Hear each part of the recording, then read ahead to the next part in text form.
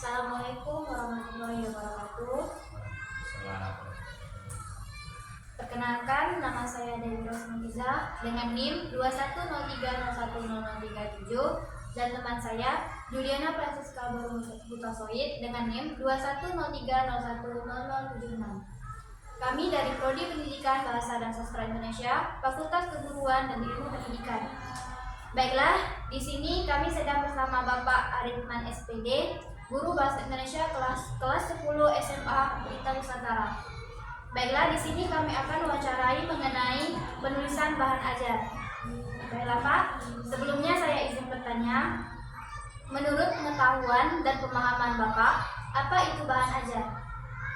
Baik, saya akan coba menjelaskan tentang bahan ajar. Nah, bahan ajar ini adalah pegangan atau pedoman seorang guru atau seorang pendidik untuk dibawa atau disampaikan di dalam kelas. Ya, jadi bahan ajar ini yang bermacam-macam, bisa seperti modul ajar. Kalau di sekarang itu di tahun kurikulum merdeka itu namanya modul ajar, sementara kalau di kurikulum 2013 itu namanya RPP.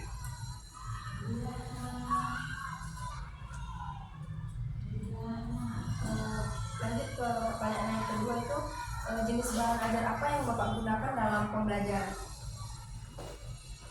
Maksud jenis?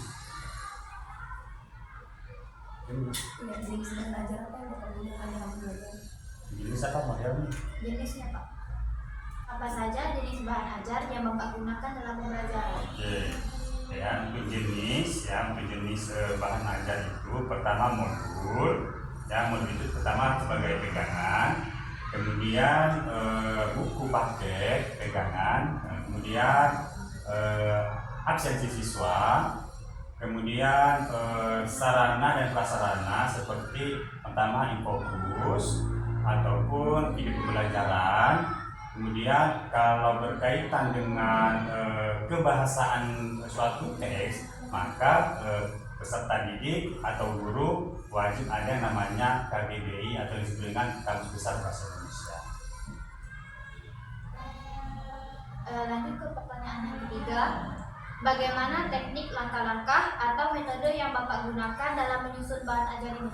Nah, untuk langkah-langkah dalam menyusun bahan ajar ini, pertama kita harus membuat dulu tujuan pembelajarannya.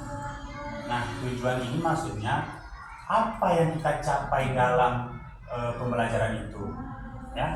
Contoh, ya, peserta didik mampu memahami, berarti harus ada kata O-nya di situ, kata kerja operasional. Siswa mampu memahami, contohnya teks hasil laporan observasi dengan baik dan tepat. Jadi kita harus tahu dulu apa itu tujuan pembelajaran yang kita sampaikan kepada peserta didik. Nah, kemudian setelah kita tahu tujuannya, nah sekarang teknik yang kita pakai, modelnya seperti apa? Apakah modelnya itu berbentuk masalah atau proyek? Kemudian, nah barulah kita masuk ke penyusunan langkah-langkahnya tadi. Contohnya kegiatan pendahuluan, kegiatan inti, dan juga penutur. Itulah. Pertanyaan selanjutnya, bagaimana cara Bapak menerapkan bahan ajar dalam pembelajaran di kelas? Bagaimana tadi? Bagaimana Bapak menerapkan bahan ajar di kelas? Nah, untuk menerapkan tadi seperti saya bilang di awal tadi, di tujuan pembelajaran. Nah, kita sebagai guru kita harus tahu nih metode apa atau model apa yang kita ajarkan sama peserta didik. Apakah dia berbentuk masalah? Nah, kalau dia berbentuk masalah, otomatis peserta didik itu harus kita kelompokkan. Kita kelompokkan secara heterogen. Bagaimana cara heterogen itu? Kita harus memilih siswa, contohnya yang pintar, yang kurang pintar, yang sedang, itu harus satu kelompok. Jangan nanti yang homogen, itu yang pintar saja, yang kurang saja, itu nggak boleh. Kita apalagi berbasis masalah ini, berarti sistem itu harus heterogen, harus berbau semuanya gitu. Nah itu. Jadi ini harus kita tahu dulu daripada tujuan pembelajarannya tadi.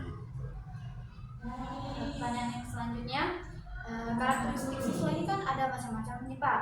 Terus bagaimana karakteristik siswa yang Bapak ajar? Nah, untuk karakteristik siswa, nah ini memang siswa ini berbeda-beda ya. Ada yang high atau pinter, ada yang sedang, ada yang kurang. Nah, jadi sebagai kita guru harus bisa melakukan diagnostik. Ya, diagnostik itu maksudnya adalah pengenalan karakter anak-anak atau bisa dibilang kalau bahasa dulunya itu adalah pretest. Ya, nah kalau di kurikulum Merdeka itu namanya diagnostik, atau juga dengan bahasa lain pemetaan siswa. Contoh, siswa A ternyata pinter, siswa B kurang pinter. Jadi kita harus tahu dulu keadaan siswa itu supaya nanti apa yang kita lakukan pada saat di dalam penyusunan modul ajar itu kita bisa melakukannya seperti tadi. Ya, kita harus tahu dulu karakteristiknya. Contohnya kalau satu anak itu kurang mampu dalam memahami suatu materi pelajaran, makanya kita sebagai guru tadi untuk memilih siswa yang pintar sebagai tutor sebaya kepada yang kurang pintar tadi. Nah, gitu. Pertanyaan selanjutnya, apakah ada kendala dalam menyusun bahan ajar yang Bapak alami? Nah, dalam selama ini dalam menyusun bahan ajar, alhamdulillah tidak ada masalah. Ya, tidak ada masalah. Pertama mungkin dari segi sekolahnya dulu, ya, karena dalam sekolah itu adalah harus prasarana dan sarana harus lengkap dulu. Jadi kalau prasarana dan sarana itu sudah lengkap, insya Allah untuk penyusunan nggak ada kendala. Nah, palingan yang kendalanya nanti tadi cara menghadapi siswa-siswa yang kurang aktif atau low learner gitu. Nah, gitu. Tapi itu tadi gunanya tadi, saya bilang tadi, kalau kita tahu karakter anak ini kurang, maka kita ambil tutor sebaya untuk mengajarkan dia supaya dia lebih paham gitu, dengan bahasa mereka yang lebih mudah dimengerti ketimbang kita sebagai guru mungkin bahasa kita mungkin lebih tinggi. Nah, makanya gunakanlah tutor sebaya tadi supaya mengajarkan temannya yang kurang tadi. Tadi Bapak ada menyebutkan jenis bahan ajar yang Bapak gunakan adalah video pembelajaran. Ya, video pembelajaran. Itu video pembelajaran itu Bapak buat sendiri atau Bapak ambil dari YouTube? Nah, untuk video pembelajaran ya, kalau berbentuk teks, ya saya juga buat sendiri. Saya ketik sendiri atau saya gabungkan menjadi satu. Tapi kalau dari segi contohnya dalam video bergerak atau animasi, mungkin bisa saya ambil di YouTube gitu.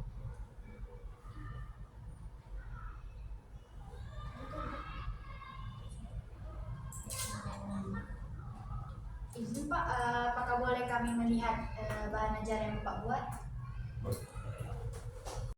Dalam penyusunan modul ajar, yang pertama dulu adalah komponen inti.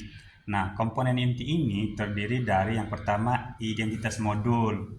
Nah, identitas modul ini berisi penyusun, ya, nama sekolah, kemudian jenjangnya, profil Pancasila, kemudian mata pelajaran, alokasi waktu, tahun pembuatan, dan model pembelajarannya. Nah, berhubung di kurikulum Merdeka ini ada yang namanya fase. Fase ini adalah tingkat SMP. Ya, SMP. Yang elemennya adalah membaca dan memeriksa. Sementara CP pada fase D ini biasanya itu panjang. Tapi berhubung yang saya ambil itu tentang teks artikel ilmiah dengan tujuan pembelajaran saya yang berkaitan, maka saya ambil peserta didik mampu berpartisipasi aktif dalam diskusi, mempresentasikan, menanggapi informasi teks artikelnya populer yang dipaparkan. Nah, kemudian kompetensi awal. Nah, kompetensi awal ini adalah kita melakukan atau peserta didik harus tahu dulu ya materi sebelumnya sebelum kita masuk ke materi selanjutnya. Makanya di sini saya buat guru melakukan feedback tentang unsur-unsur artikel ilmiah populer berdasarkan strukturnya. Kemudian profil pelajar Pancasila ini saya ambil cukup 2 saja. Kenapa? Karena memang profil Pancasila itu ada 5 ya, kalau nggak salah ada 5. Tapi saya ambil 2. Kenapa saya ambil 2? Dan 3-nya kemana? Nah, untuk yang ini saya ambil 2 dulu. nanti untuk yang ketiganya lagi nanti saya akan buat di materi selanjutnya ya. Nah, kemudian sarana dan prasarana. Nah, yang sarananya dan prasarananya adalah pertama buku paket KBBI, boleh kamus yang ada atau kamus berbasis online. Ada nih alamat websitenya Kemendikbud. Nah, kemudian LKPD, lembar kerja peserta didik, laptop, infokus, LCD atau video pembelajaran. Kemudian target peserta didiknya maksudnya adalah sasaran kita dalam mengajar itu apa? Apakah targetnya itu ada anak yang autis atau berkebutuhan khusus? Tapi alhamdulillah untuk yang saya ajar sekarang ini adalah peserta didiknya adalah reguler.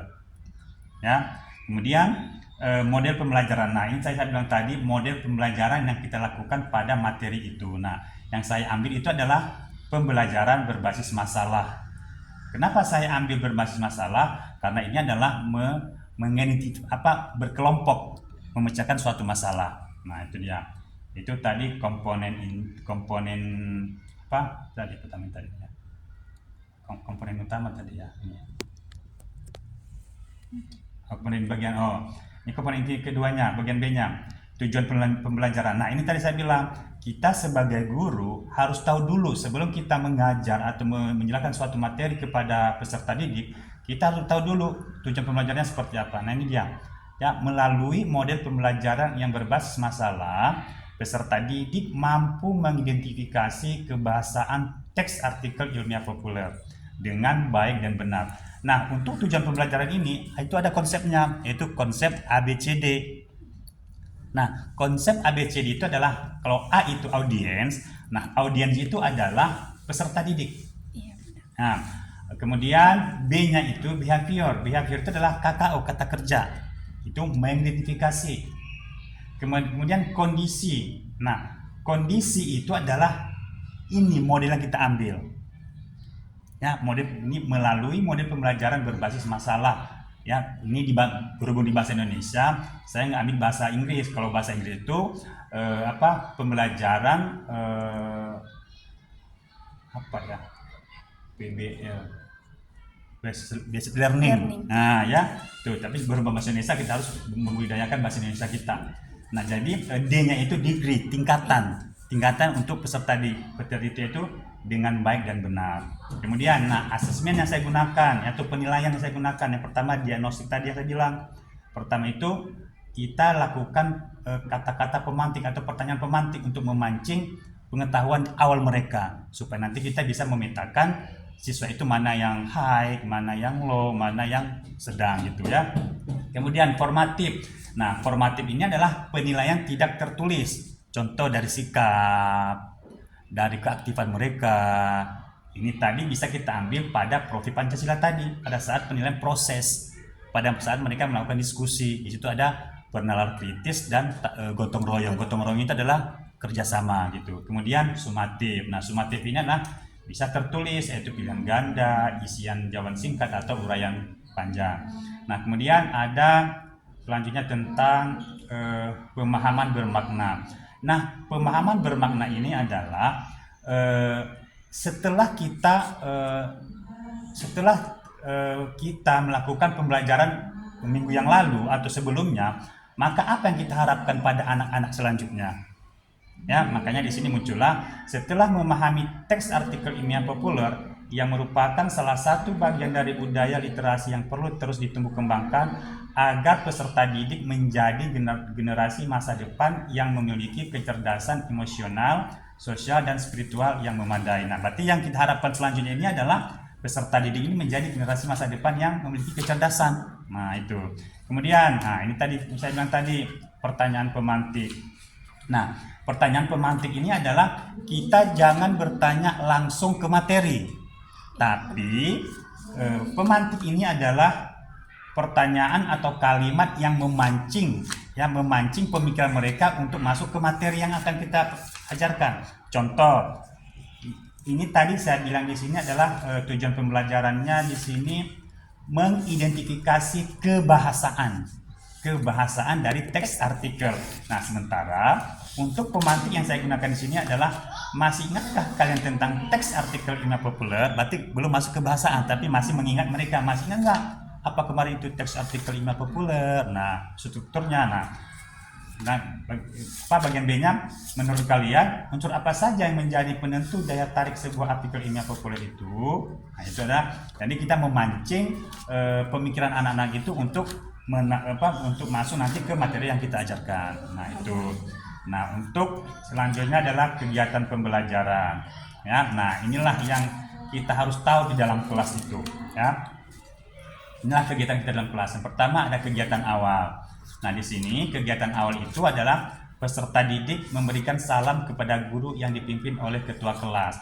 Nah, kalau di sekolah Pelita Nusantara itu yang melakukan salam itu adalah peserta didik. Beda dengan sekolah lain. Mungkin sekolah lain itu yang menyapa itu adalah guru. Ya, mungkin selamat pagi anak-anak, selamat siang anak-anak. Tapi kalau di sekolah Pelita Nusantara, pada saat kita masuk, buka pintu kita masuk, itu anak-anak langsung berdiri, langsung mereka good morning Mister, good afternoon Mister, dan langsung mereka berdoa. Makanya di sini saya buat peserta didik memberikan salam kepada guru yang dipimpin oleh ketua kelas. Kemudian peserta didik berdoa sebelum memulai pembelajaran dengan arahan guru. Nah, kemudian peserta didik ditanya oleh guru tentang kehadiran mereka. Nah, ini kebanyakan guru pada saat menanyakan kehadiran siswa itu kadang-kadang guru itu berkata seperti ini, siapa hari ini yang tidak masuk? Tapi kalimat itu tidak bagus untuk peserta didik. Siapa hari ini yang tidak masuk? Seolah-olah kita sebagai guru mendoakan mereka itu jangan masuk. Tapi alangkah bagusnya, kalaupun kita sudah tahu hari ini hadir semua, biar nanti siswa yang bilang, iya Pak, ini nggak masuk, tapi biar mereka yang itu. Tapi jangan kita absen satu persatu, nggak boleh, ya. Tapi kita harus pancing anak-anak itu supaya berbicara. Makanya di sini saya tampilkan peserta didik ditanya oleh guru tentang kehadiran mereka. Mungkin dalam segi sini, mungkin kok peserta didik terus sih awalnya. Nah, selama PPG ini yang kita utamakan adalah peserta didik. Mungkin yang guru-guru lain mungkin dalam modul ajarnya guru menanyakan kehadiran siswa. Ya, tapi kita untuk modul ajar ini kita utamakan adalah peserta didik. Makanya dari awal sampai akhir ini adalah peserta didik, saya gunakan bahasa awalnya. Kemudian, nah ini tadi yang setelah kita tanya kehadiran mereka, baru kita motivasi, ya, kita kasih motivasi supaya kompetensi dan karakter yang sesuai dengan Program Pancasila bisa tercapai nantinya. Kita kasih motivasi, arahan, bagaimana Program Pancasila itu, bagaimana gotong royong itu, bagaimana berpikir kritis itu. Nah, kita harus jelaskan motivasi untuk membangkitkan semangat mereka belajar. Kemudian yang kelima, peserta didik melakukan kegiatan yang mampu mencairkan suasana sebelum pembelajaran berlangsung atau ice breaking yang dipandu oleh guru. Nah, ice breaking ini adalah untuk memancing kefokusan siswa dalam pembelajaran. Ya, biasanya kan kalau kita di dalam kelas itu kadang-kadang anak itu tidak fokus, apalagi kalau kita mengajar di jam-jam terakhir. Nah, kalau jam-jam terakhir itu kita harus bisa ice breaking. Kalau bisa dalam 80 menit kita mengajar dalam kelas, kalau bisa 80 menit itu kita kasih ice breakingnya 2 kali minimal, paling sedikit 2 kali lah. Kenapa? Kadang-kadang kalau jam terakhir itu kadang-kadang itu bosen, malasan, makanya kita kasih ice breaking untuk melatih daya pikir mereka untuk lebih fokus. Nah, kemudian sini peserta didik diberikan pertanyaan pemantik tadi, ya, untuk memancing mereka supaya kita masuk ke materi yang mau kita ajarkan tadi. Nah, kemudian guru mengaitkan, dari pertanyaan pemantik tadi, guru mengaitkannya dengan materi yang mau kita ajarkan. Nah, inilah pendahuluan dari kegiatan dalam pembelajaran di kelas. Nah, kegiatan intinya, nah ini dia. Kegiatan inti yang pertama, peserta didik mendengarkan tujuan pembelajaran yang disampaikan oleh guru. Nah, di sini, ya seperti saya bilang tadi, kita sebagai guru harus memberi apa tujuan kita mengajar mereka. Apa yang kita harapkan sama peserta didik itu. Ya. Nah, dalam kegiatan ini, ya, karena yang saya ambil di sini model pembelajaran adalah PBM, maka PBM itu atau PBL itu ada 5 sintak yang kita perlu masukkan. 5 sintak. 5 sintak ini adalah kegiatannya, kerjanya. Ini pertama orientasi siswa. Ini sintak yang pertama itu adalah orientasi siswa. Ya. Nah, di sini orientasi siswa ini adalah kita mengobservasi siswa, karakter mereka seperti apa. Kemudian langkah yang kedua, peserta didik menyaksikan tayangan video pembelajaran tentang artikel ilmiah populer, khususnya kalimat perbandingan, analogi, antonim, dan sinonim. Nah, ini adalah kebahasaan daripada teks artikel ilmiah tadi. Nah, ini masih berbentuk orientasi, ya. Kemudian lanjut ke ketiga, peserta didik diberi umpan balik. Nah, sekarang setelah tadi mereka menyaksikan video, kita kasih umpan sama mereka. Apa yang kamu dapat dari setelah menyaksikan video tadi? Nah, kita pancing dengan sifat yang kritis sama mereka. Nah, kemudian baru di sini masuklah ke inti. Sebetulnya inti itu adalah peserta didik membentuk kelompok yang terdiri dari 4 kelompok yang dibimbing oleh guru. Nah, ini adalah sintak yang kedua, yaitu organisasi. Ya, organisasi ini bentuknya adalah untuk memecahkan suatu masalah, karena ini adalah diskusi. Kemudian selanjutnya peserta didik berdiskusi untuk menganalisis, ya, perbandingan, analogi, antonim, dan sinonim dalam artikel. Nah, tadi, ya, mereka menganalisis, berdiskusi. Kemudian, nah, ini sintak yang keempat yang saya gunakan adalah peserta didik mempresentasikan hasil analisisnya dan kelompok lain memberi tanggapan. Nah, di sini pada saat tadi mereka menganalisis, mengidentifikasi, karena berhubung diskusi mereka harus menampilkan apa yang mereka dapat. Nah, jadi kelompok lain bisa menanggapi, bisa berbentuk saran atau kritik. Nah, kemudian yang terakhir, peserta didik mengerjakan asesmen bisa secara lisan. Nah, ini adalah yang terakhir. Kemudian untuk kegiatan penutup. Nah, ini kegiatan penutup adalah peserta didik dan guru bersama-sama menyimpulkan hasil pembelajaran. Nah, di sini ya guru dan peserta didik menyimpulkan apa yang mereka dapat pada pembelajaran tentang mengidentifikasi tadi tentang kebahasaan dari teks artikel ilmiah populer. Kemudian peserta didik mendapatkan informasi kegiatan pembelajaran yang akan dilakukan pada pertemuan selanjutnya. Nah, di sini pada saat kita mengakhiri pembelajaran, maka kita akan menyarankan peserta didik itu untuk membaca lagi referensi-referensi yang lain yang berkaitan dengan kebahasaan dari teks artikel ilmiah populer untuk pembelajaran berikutnya. Nah, yang terakhir, guru mengakhiri kegiatan belajar dengan memberikan pesan motivasi untuk tetap semangat belajar dan diakhiri dengan berdoa. Ini adalah kegiatan inti pada modul. Kemudian refleksi. Nah, refleksi ini adalah mungkin ya, bukan mungkin lagi, memang saya pernah mengalami. Kalau refleksi, kalau di kurikulum K13, refleksi itu adalah penggerakan otot setelah belajar. Ya, nah, tapi kalau di kurikulum Merdeka ini, refleksinya itu ada 2. Yang pertama, guru. Nah, guru ini harus menyadari apa yang dia telah lakukan setelah pembelajaran tadi. Kalau ada masalah, dibuatlah refleksinya. Apa yang harus dilanjutkan, tindak lanjutnya. Begitu juga dengan peserta didik. Bagian mana yang menurut kamu paling sulit? Nah, kita peserta didik itu, ini refleksi ini bisa, kalau bahasa saya ini bisa seperti kuesioner. Nah, ini untuk daripada refleksi guru dan peserta didik.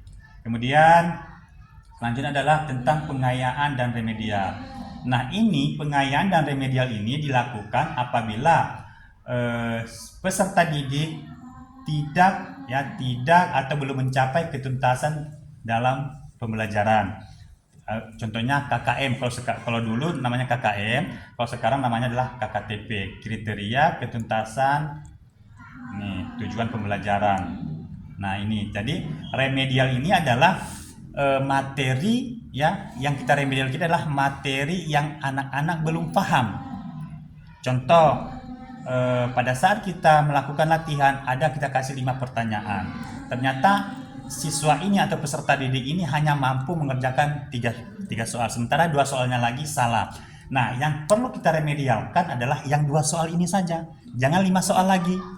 Nah, karena yang 3 soal ini mereka sudah paham, maka yang kita remedialkan adalah yang 2 soal yang mereka belum tahu itu. Nah, untuk pengayaan, pengayaan di sini adalah dilakukan khusus untuk peserta didik yang sudah mencapai KKTP tadi. Contoh, dalam satu kelas itu ada 20 orang yang tuntas atau KKTP-nya mencapai KK yang 70, contohnya ada 10 orang. Otomatis yang mencapai KKTP tadi yang 10 orang ini tadi, berarti itu yang dilakukan pengayaan. Tapi yang 10 orang tadi yang tidak tuntas tadi maka melakukan remedial. Jadi pengayaan ini hanya khusus bagi yang sudah tuntas gitu ya. Tuh, kemudian oke, udah selesai. Jadi kalau teman-temannya yang lain Pak gimana? Kalau misalnya kan kalau pengayaan hanya seperti yang Bapak bilang tadi hanya 10 orang itu kan Pak. Jadi kalau teman-teman yang lain tunggu mereka mencapai KKM itu baru bisa melakukan pengayaan. Seperti itu Pak. Iya, benar. Makanya nanti baru dilakukan pengayaan secara bersama-sama atau menghasilkan kesimpulan setelah pembelajaran itu. Contoh tadi dalam satu kelas itu ada 20 orang, 10 orang tuntas, 10 orang tidak tuntas. Yang tuntas ini melakukan pengayaan, yang tidak tuntas melakukan remedial. Nah, kalau nanti yang 10 orang melakukan remedial tuntas, maka akan bersama-sama melakukan pengayaan kembali untuk menguatkan materi yang mereka dapatkan tadi gitu. Apa lagi? Kalau berbasis teks, ya kan? Materi apa yang Bapak ajarkan ke siswa untuk teksnya? Aku tidak lupa ya. Berbasis teks itu. Contoh teks Kan yang Bapak tadi bilang ada video buat sendiri kan. ya, buat sendiri itu teks apa gitu. Apa itu? Sama-sama gue blank. Kalau nggak salah kemarin itu teks eksposisi kemarin, kalau nggak salah ya. Ada di YouTube-nya kok, dan saya post di YouTube. Pak ada YouTube. Ada. Nama YouTube-nya Pak nanti saya subscribe. Kamu ya. Dan juga kalau kemarin itu saya buat model pembelajaran itu atau bahan ajarnya itu berbentuk video, itu kemarin pada saat saya mengajar di SMP, ketika saya kan di SMA. Jadi saya ngajar di SMA itu baru sekitar ajar baru kemarin dari Juli ke November, berarti baru berapa bulan nih? 5 bulan. Nah, selama 5 bulan ini saya belum ngapa-ngapain dapat karena fokus kepada PPG, jadi belum. Jadi kalau kemarin itu saya masih di tingkat SMP, itu ada video pembelajaran yang saya buat. Nanti saya linknya. Baiklah, sekian hasil wawancara kami kepada Bapak Arifman. Terima kasih telah menjadi narasumber kami. Baiklah, sekian dari kami. Wassalamualaikum warahmatullahi wabarakatuh. Wah.